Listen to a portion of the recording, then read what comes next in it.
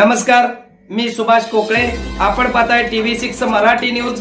पाहूया आजच्या ठळक घडामोडी. बातमी जत तालुक्यातून एक महत्त्वाची बातमी. लायन्स क्लब ऑफ उमदी यांच्या वतीने दिला जाणारा लायन्स प्रगतशील शेतकरी पुरस्कार 2026 वितरण सोहळा उमदी येथील सर्वोदय शिक्षण संस्थेच्या ठिकाणी संपन्न झाला. या कार्यक्रमाचे प्रमुख पाहुणे MJF lion doctor Virendra Chikhale, district governor lion Ali Akbar Pirjare, region chairman lion SK Hortikar, संस्थापक अध्यक्ष lion advocate CR Hortikar, zone chairman माननीय lion doctor Ravindra Hattali, GMA chairman या प्रमुख मान्यवरांच्या शुभ हस्ते पुरस्कार वितरण सोहळा कार्यक्रम संपन्न झाला. या पुरस्काराचे मानकरी उमदी परिसरातील शेतकरी बांधवांनी आपल्या शेतीमध्ये नवीन तंत्रज्ञानाचा वापर करून कमी खर्चामध्ये जास्ती उत्पादन मिळवलेल्या या विशेष शेतकऱ्यांचा सन्मान देखील इथं करण्यात आला.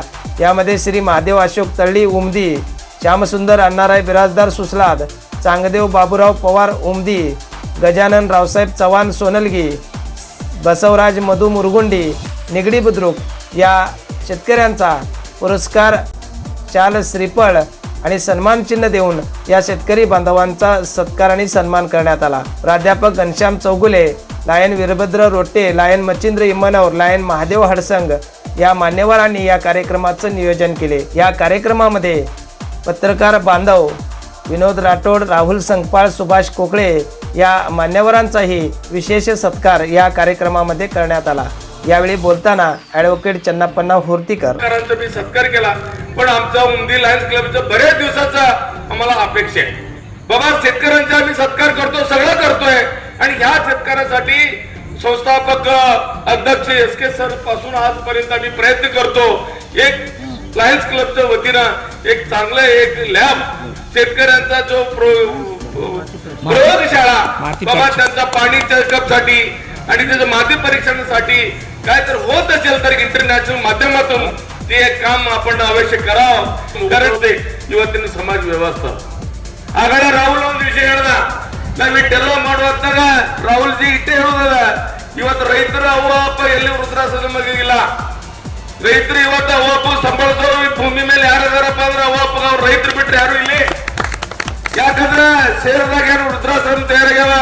ನನ್ನಂತವ ಏನ್ ನೌಕರ್ ಮಾಡ್ತೀನಿ, ಅವ್ವ ಅಪ್ಪನ ಬಿಟ್ಟಿದ್ದು ಯಾವ ದೂರ ಇರ್ತೀನಿ ಅಂತವ್ರೆ ಇವತ್ತ ಮನ್ಯಾಗ ಏನಾಗ್ಯದಪ್ಪ ಅಂದ್ರ ವೈದ್ಯಕೀಯ ವೃದ್ಧಾಶ್ರಮ ಕೊಡುವಂತ प्रथा ಇವತ್ತು अलीकडे ಹೆಚ್ಚಾಗ್ಯದ.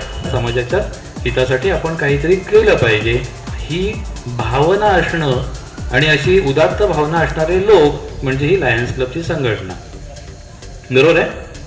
आणि आम्ही थोडं लायन्स, तुम्हाला एक प्रश्न विचारतो की राजा म्हणतात लायन्स म्हणजे सिंहाला राजा म्हटलं जातं, जंगलाचा राजा.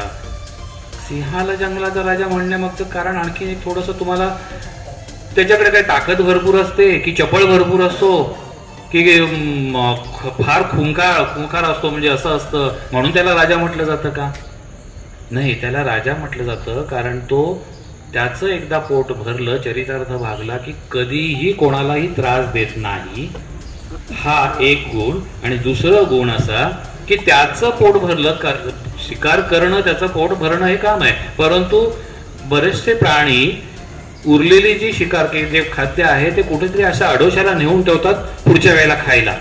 परंतु सिंह, लायन हा कधीही स्वतःचं पोट भरलं की आहे ती तिथंच ठेवून जातो बाकीच्या लोकांना मिळावं म्हणून.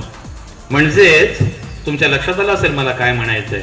आमचं पोट भरलंय, परंतु जे जिथं गरज आहे, ज्याच्या ग्रामीण भागामध्ये ज्या ज्या गरजा आहेत त्या भागवण्यासाठी आमच्याकडून काहीतरी योगदान करता आलं पाहिजे, योगदान देता आलं पाहिजे. आणि त्यासाठी मग इंटरनॅशनल प्लॅटफॉर्म मिळाला, जे 210 देशांमध्ये जवळजवळ 15 लाखापर्यंत मेंबर्स असलेले जे हे लायन्स क्लब आहे, याच्या माध्यमातून आपल्याला काही मदत मिळाली, आपल्या भागामध्ये जी गरज आहे ती भागवण्यासाठी काही सहकार्य मिळालं, आणि आपण स्वतःचं त्यातलं थोडंसं कॉन्ट्रीब्युशन, इतर लोकांकडून कॉन्ट्रीब्युशन मिळून ही काम करणारी संघटना आहे. त्याच्यामुळे आम्हाला म्हणजे आमची स्वतः, बाकी काय म्हणू आपण, कोणासाठी म्हणू शकतो, ज्यानं माझ्या गरजा, पैसा असून आपण कोविडमध्ये बघितलं काय त्या पैशाला काही महत्व नाहीये. माणसाची म्हणजे कुटुंबातला माणूस सुद्धा सोबत राहत नाही, अन्नाची मौत झाली होती. परंतु तुम्ही लोक तुमच्या शेतामध्ये कष्ट करताय, शेती पिकवताय,